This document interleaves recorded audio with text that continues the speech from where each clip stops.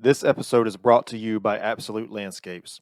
Absolute Landscapes is a landscape maintenance company that focuses heavily on commercial property maintenance.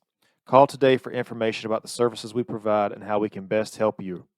803-427-5944.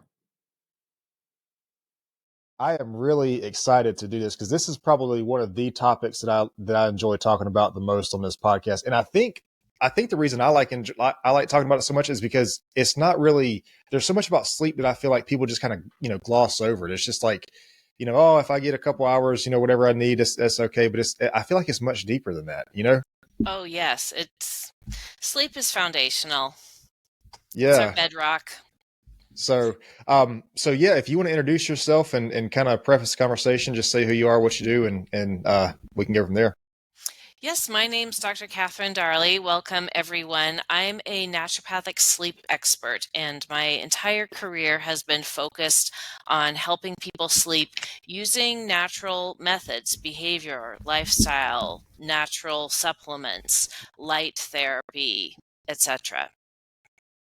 Yeah. So see, that's everything that I've gotten into before. So one thing that I really wanted to ask you about, I think is maybe to kind of kick this thing off. I feel quality sleep and quantity sleep are two different things. We think about if we get 8 hours, we're okay. But what happens during the 8 hours? Or is there a lot of noise? Is there a lot of light or whatever? And I think these things matter. I just want to get your opinion on that because we feel like, if we sleep, if we sleep a certain number of hours, we're okay. But it's what happens around us in those hours and before, right? Exactly. And I look at those two issues. Is somebody getting enough hours of sleep? It's about 33% of adults aren't even getting the right number of hours in bed. Oh, wow. And then you want to get, yes, good quality, whether it's environmental disturbances or a sleep disorder, obstructive sleep apnea, restless legs, disturbing your sleep. And you want to have the proper distribution of sleep from stage 1, 2, 3, and REM. You ideally want to have the right proportion of each of those because each of those stages of sleep does something unique for you and for your next day and your performance the next day. So my understanding is we can help ourselves fall asleep and maybe even stay asleep. Are there things we can do to that affect those cycles? I mean, can we do things that help, I guess, basically get us the right amount of REM sleep or deep sleep or whatever? Yeah. So we have more deep sleep at the first part of the night, and deep sleep's really important for physical repair because it's when the majority of our growth hormone is secreted. So anyone who is training or doing athletics or doing heavy housework, or like I am just talking with my hands, little micro tears are happening in my muscles. And tonight when I'm in deep sleep, growth hormone is going to come on and help repair. So think about it for physical repair. And that's at the first part of the night. Second part of the night is more heavy in REM sleep. And REM is all about really the brain and learning, memory, also emotional control and being emotionally even keeled.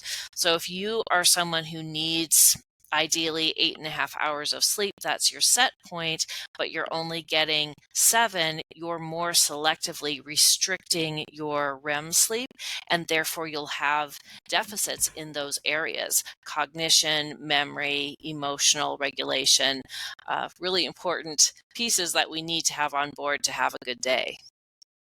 Okay, that's a really good point because I was not aware of that. I didn't know that I knew that sleep repaired the body. I didn't realize that the I guess maybe the second half of it was more focused towards the brain and the mental, I guess maybe repair or replenishment. So I guess that also means if we don't sleep enough, let's say if we need 8 hours of sleep, if that's what we feel like we need, it doesn't necessarily work if we get 4 hours at one part of the day and 4 hours in the other part of the day. It needs to be that continuous 8 hours. Is that right? You can segment your sleep into 2 chunks, have a Hmm. long period and then a nap or something similar, or like you said, 4 hours, be awake and do stuff, and then for another 4 hours. What doesn't work well is when you're chunking it up into even smaller Hmm. pieces. And, our circadian rhythm also plays a part. We're going to have much more REM in the early morning hours than we would in at noon. So that also plays a part. It's really a very wonderfully designed system that all works together, our sleep and our circadian system together. Hmm. That makes sense. As complicated as sleep is, that does make a little bit of sense. um, so I know this question is going to come up, so I feel like it's a good thing to touch on. So what does that mean for naps? Or I mean, because I feel like naps are such a, I don't want to say controversial thing, but some people are really about naps and some people just absolutely avoid them. I know personally, if I don't really feel the need to take a nap in the afternoons, but I know if I do, it's almost like, unless I'm just very very sleep deprived, it's almost like I feel worse than if I hadn't taken the nap. And I know other people like that. They say, well, I'm just really tired, but I'm just going to wait until I go to bed to get my sleep. Yeah, so that deep sleep is called deep sleep or slow wave sleep, and the brain waves are super high amplitude and slow compared to our waking brain waves, which are slow amplitude and fast. Hmm. And so we feel really bad when we wake up out of deep sleep because it's just such a change from the sleep state that we've been in.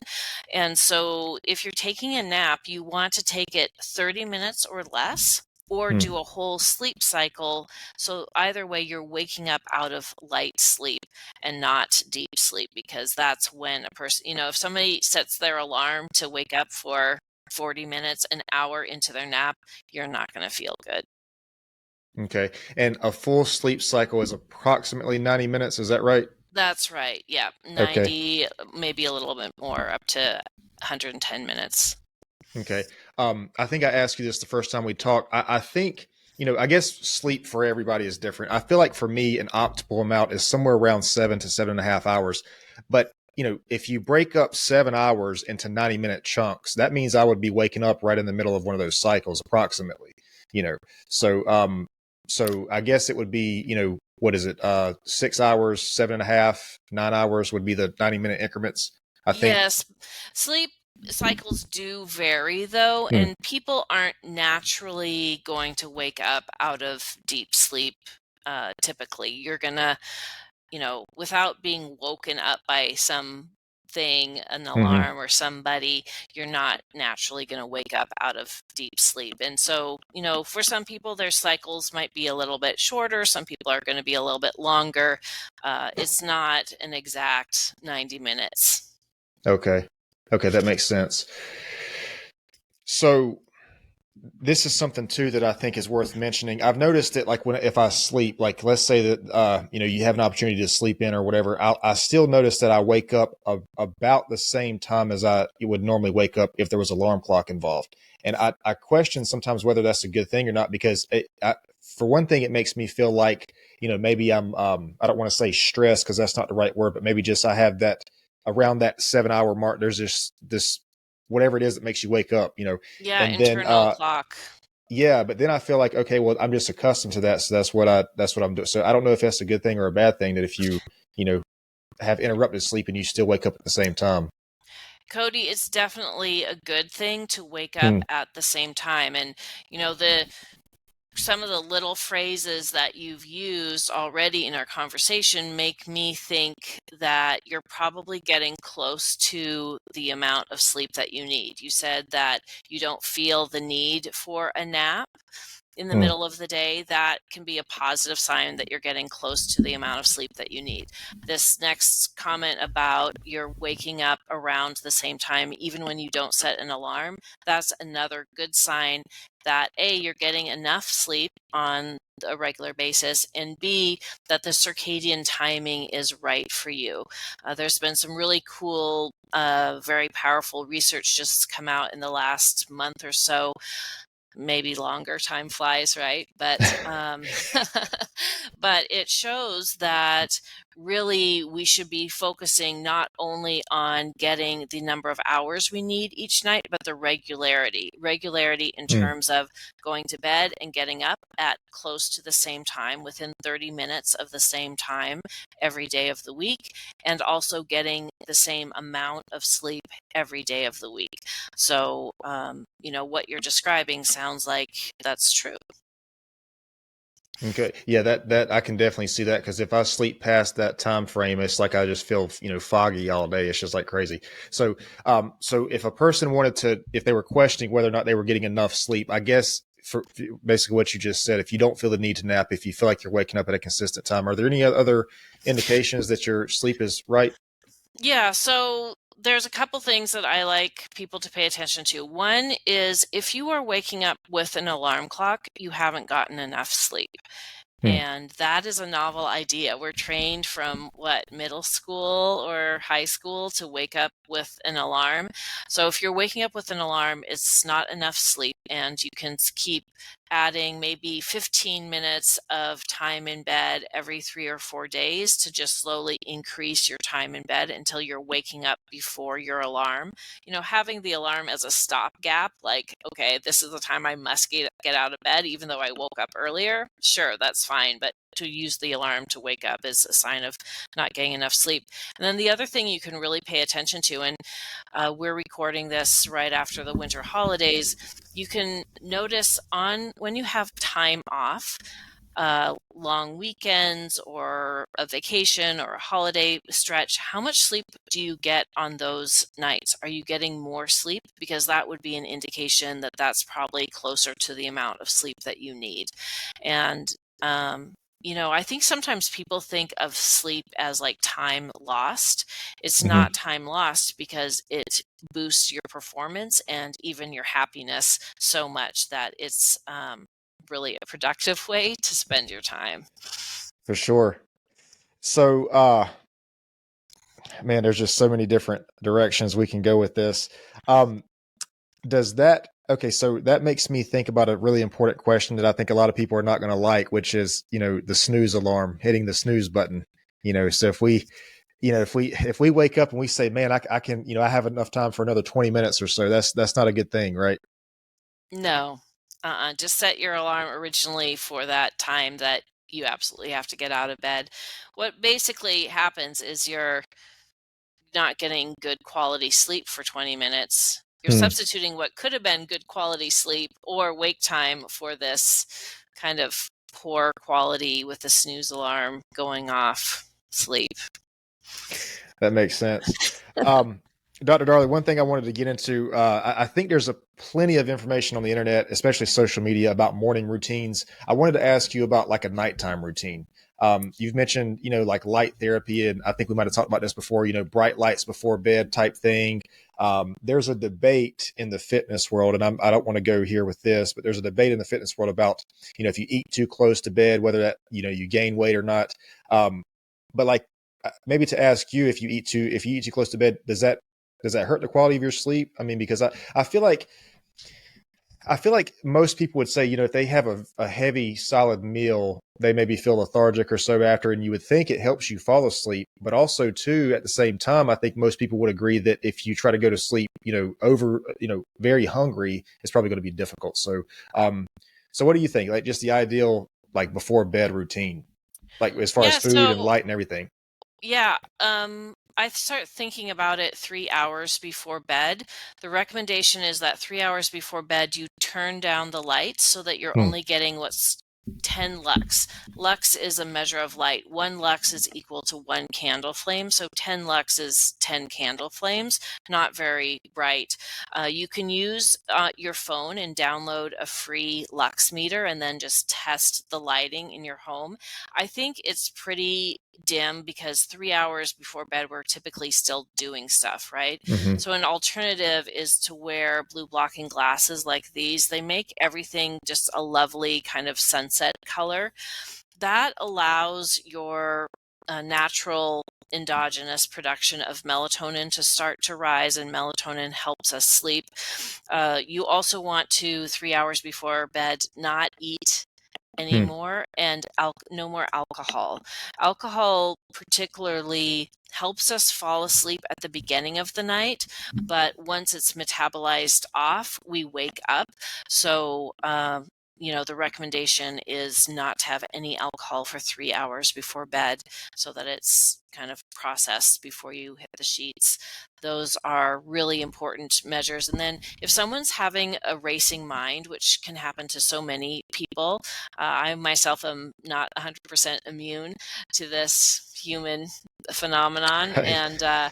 And so I liked for people to take 10 minutes, not more than 10 minutes, 10 minutes or less, about an hour or two before bed, and do a brain dump. Take your thoughts, put them on the paper, whatever format is fine. Could be a list, could be full sentence narrative, diary-like entries, could be thought bubbles, Cody, fitness, podcast, whatever it is. And just adopt the attitude that when I am in bed from lights out until the time I wake up, I am done thinking about stuff. Like, this is time out of time. It is rest. It is not for thinking or taking care of things in any way.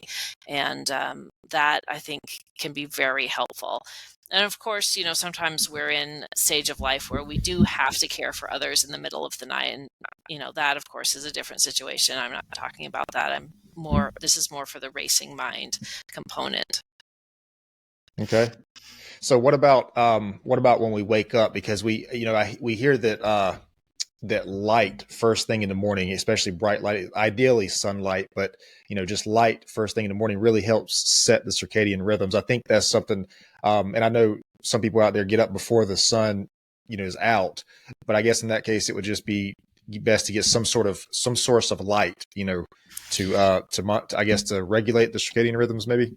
Yeah, so I live in the Pacific Northwest in North America, close to the border with Canada, and so we have pretty short days. We're not in Alaska or any place, but even in the Pacific Northwest, the sun is not rising until after 7, and it's setting by 5 or 4:30 or something. So we have pretty short days, and the best practice is to get that full sunlight. When you wake up and it's still dark out, certainly turn on all your lights in your home and get that good bright light. And then as soon as the sun comes up, to go outside. Ideally, you want to get at least 20 minutes of sunlight early in the day. And then every couple hours, go outside and get a 10-minute light break. Indoor lighting is not sufficient. It's supposed to be at least 250 lux. And right now I'm in my office. I've got my computer, I've got lights on, I've got the lights on in the room, and it's not even 100, or it's only about 160 lux in here, even with all of these extra lights on. Outdoors is probably 10,000 lux, even though it's a gray January day. And, we just cannot get sufficient lighting indoors. I 100% believe that because I've seen with my personal experience. I think we might have talked about this before. I do things like the ice bath, the cold plunge, and that kind of thing. But I have seen in my personal experience, one thing that's really helped me as far as even just sustained energy through the day has been that early morning light exposure. And even if it's cloudy like today, it's still going to be brighter outside than it is inside. I assume it takes longer if it's cloudy. I guess it would be maybe like 15, 20 minutes on a very sunny day and then, longer on a cloudy day or whatever. It's still sufficient in a cloudy day. It's just orders of magnitude brighter outside, even on a cloudy day. And, I think about it in terms of our circadian and our sleep-wake system is set for sleep being a restorative state and wake being our active state. And the way that our brain knows whether it's day or night and which physiology to be in is from those light signals. And that's it. that's the signal that is the main signal for our brain. So if we want our brain, like you were saying, to be fully functional and snappy and feel wide alert, we've got to get that signal that, hey, it is day. And the only way to get it is to be outside, to go outside in the morning. Yeah, man, I say this all the time. I wish when I started, this working out journey and this personal growth journey, and I wish somebody would have told me how important sleep was. Because if I talk to somebody now who's maybe in their early stages of their fitness journey or whatever it is, if they're having issues about losing weight or building muscle or whatever, most people I think would think to ask them about diet and what they do in the gym. The first thing I want to ask somebody is how do they sleep? Because I feel like once my sleep, back when I was in my early 20s, I felt like I could sleep 5 hours a night and be okay, but now it's like, man, there's such value. I think you might have mentioned this earlier, that we think is time lost, but it's, and I've said this before too. Sleep is so important that it's more important than food, because if you try to go 2 or 3 days without food, it might be difficult, but you can do a 48 to 72 hour fast. You can't go that long without sleep, at least, and not be sane, probably, No, yeah. That's absolutely true. And, thinking about the weight loss and the sports, there are so many physiological processes involved in weight management that sleep is part of. If we are sleep deprived, people may not know this, your hormones, your appetite hormones change. Leptin and ghrelin are two of them, and your metabolism changes. So you're less sensitive to insulin, and you're more likely to tend towards metabolic disease or prediabetes or diabetes if you're not getting adequate sleep. So that right there is a really important issue for people who are working on managing their weight. The other thing is, because our appetite and appetite hormones change, we tend to eat more calories when we're sleep deprived. It's about 300 calories more a day, which if you eat 300 calories extra every day for a year, that's 30 pounds. And just think about how many people, that's about what they want to lose, is Right. that 20 to 30 pounds. Are they sleep deprived and just feeling that hunger and having a harder time making the best food choices because of those appetite hormone changes from sleep loss? Yeah, it's so important, man. I don't want to scare anybody off here, but it is important. I mean, I think it's one of the most important things we could do. And there's so many different things with the hormones and I mean, just like I myself feel just, I don't know how to say it, just mentally energized when I sleep more, versus if I don't, it's just, it's almost like just like a zombie. Um, Dr. Darley, I know you got to get out of here in a couple minutes. Before we close, do you have anything that you want to promote, a website or anything along those lines? I just want to make sure we have time for this. I don't want to forget this.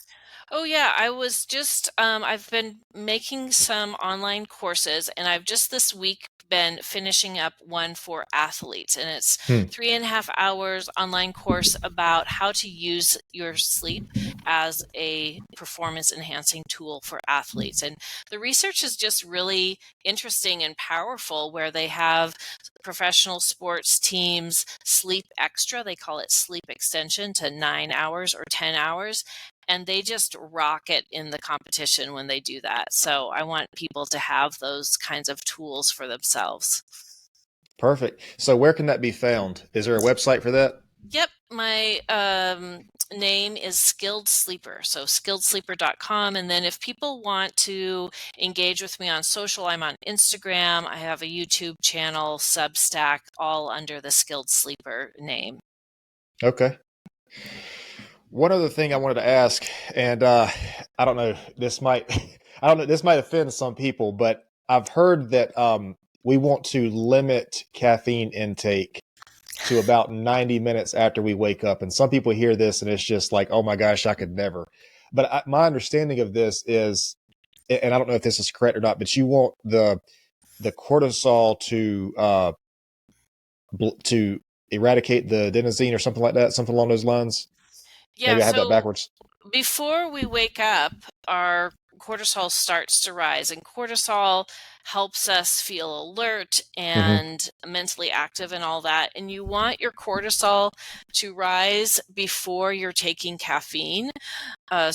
So the recommendation is not to take caffeine for the first 90 minutes of your morning, and then to stop caffeine 8 or 10 hours, generally afternoon, because it can interfere with your sleep at night. So it's kind of a small, 3 or 4 hour window for caffeine.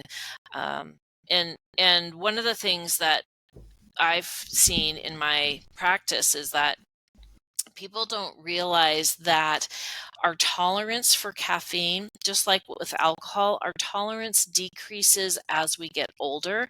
So someone in their 50s might start having sleep difficulties due to the same amount of caffeine that never caused them any problem with sleep earlier in life. And so, that is a consideration. We just don't clear it as effectively from our body as we did when we were in our earlier adulthood. Okay. So what I'm kind of hearing with this, and I know you say your program works with athletes.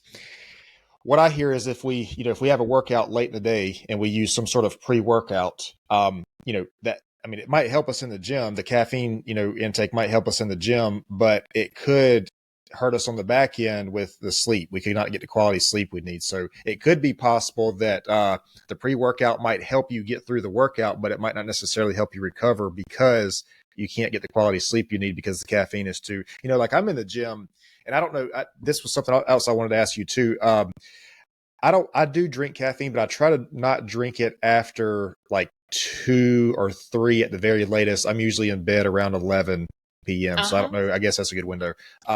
But just so the caffeine thing with the pre-workout, that's one thing, but just like being in the gym and having that, that intense physical exercise late in the day, I've noticed that like I get really energized in there. I get very mentally clear, but I'm curious if that, does that sort of energy level kind of just prolong itself into my sleep? I don't feel like it hurts my sleep. I'm just kind of curious because, they say things like your heart rate's elevated, for however many hours after you work out and that kind of thing.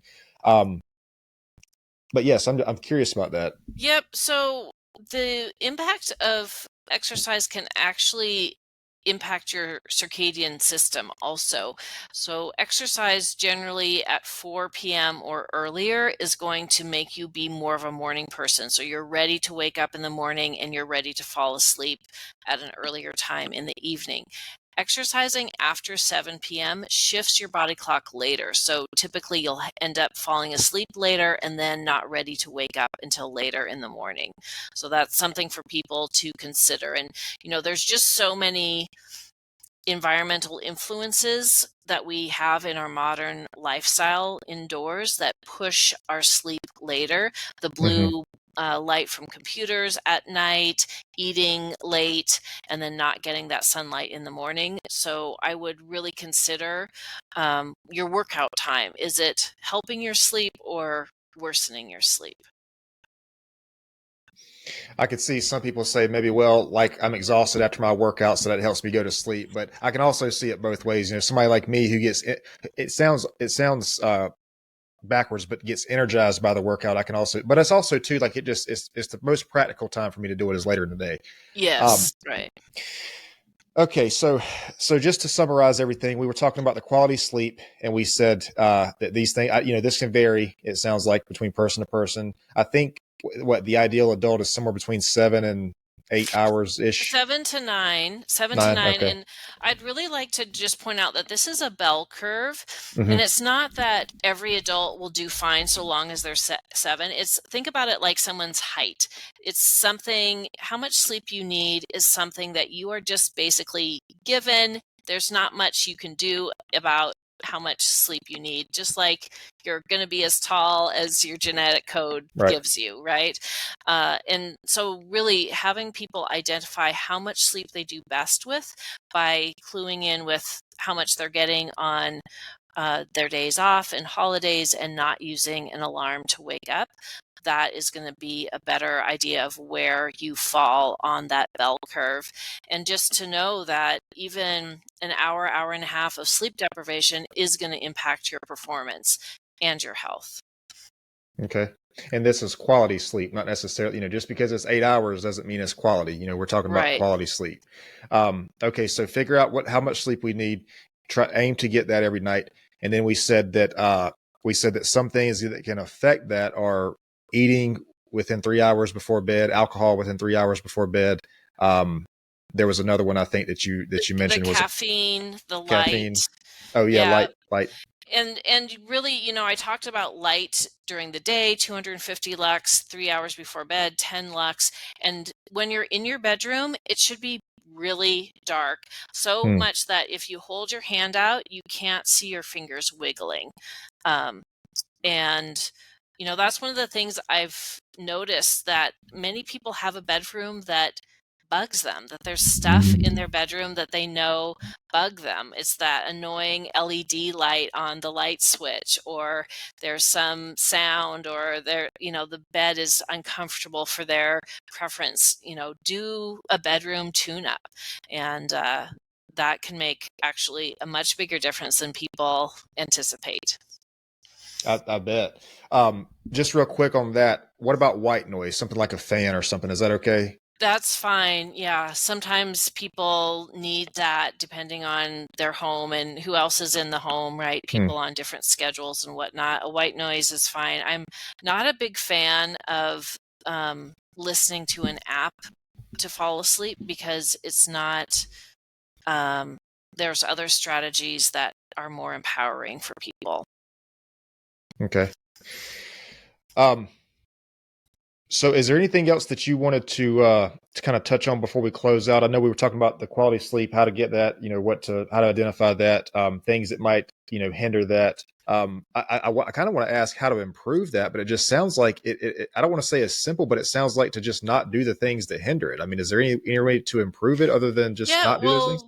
Exercise definitely improves sleep. So that's a positive that your community here are working on, is the exercise piece. And that absolutely improves sleep. And I would encourage people to do a 10-day trial of really optimizing your sleep, and just notice how it translates into a better day. Is it your mental sharpness and cognitive function? Is it your mood? Is it your relationships, like you're more patient with your loved ones and coworkers? What is it? Your food choices easier to choose the lean proteins and the vegetables? Observe for 10 days after 10 days of optimizing your sleep. That can really give people a great insights. Okay. Dr. Darley, I really appreciate your time here. I know you got to get out of here. I want to be respectful of your time. I do have one more question for you, something I kind of ask everybody.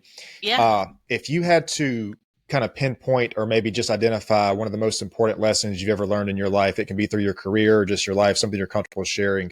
What do you think is one of the most valuable things you've ever learned? Well, I think that we're all equal and the same in, sometimes you meet people from different walks of life or different experiences, but we all have commonalities that make us human beings and allow us to relate to each other, even across what seem to be divides. I like that. That's a new one. I like that. All right, I'm going to let you get out of here. Let me close the video out, and I'll explain to you about the upload process. But I really do appreciate your time here, and I appreciate all the insight and the wisdom that you've shared with us. And I appreciate your time. Thank you so much. Hey guys, I appreciate you tuning in today. If you enjoyed this episode, you can find more content at Pure Wisdom Podcast. This is on Facebook, Instagram, Rumble, TikTok, YouTube, Spotify, Amazon Music, and Apple and Google Podcasts. There you can like, share, subscribe, and we will see you next time.